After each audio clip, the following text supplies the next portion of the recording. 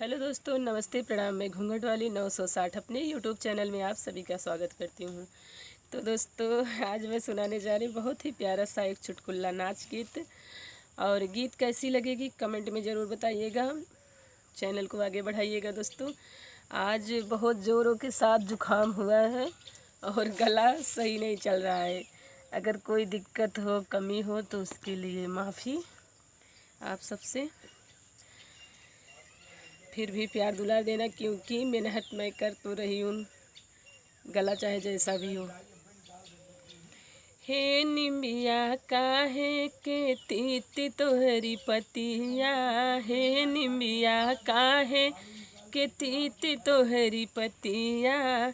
ससुरु के बोलिया गजब निकला गे, ससुरु के बोलिया गजब निकला गे।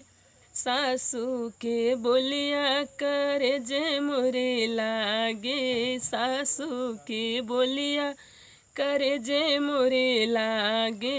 हे निमिया काहे कि तीती तोरी पतिया, हे निमिया काहे कि तीत तोरी पतिया।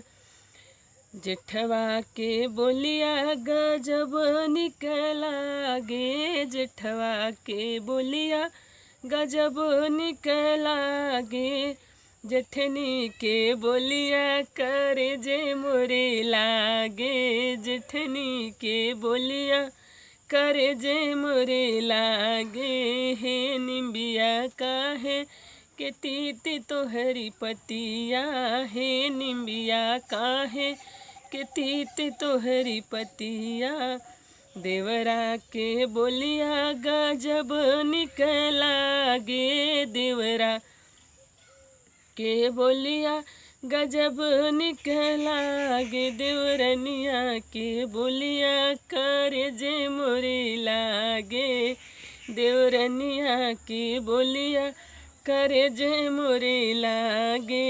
हे निमिया काहे के तीती तोरी पतिया, हे निमिया काहे के तीती तोरी पतिया।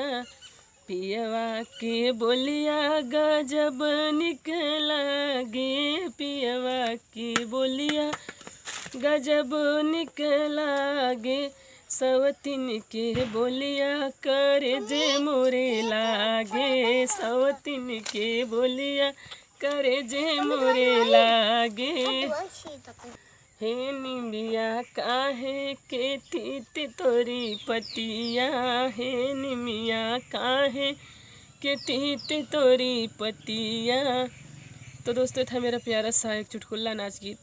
गीत को पूरा सुनिएगा। गीत कैसे लिए कमेंट में ज़रूर बताइएगा दोस्तों। फिर मिलूँ कोई अगली नेक्स्ट वीडियो में अच्छे गीत के साथ। तब तक के लिए नमस्ते, प्रणाम।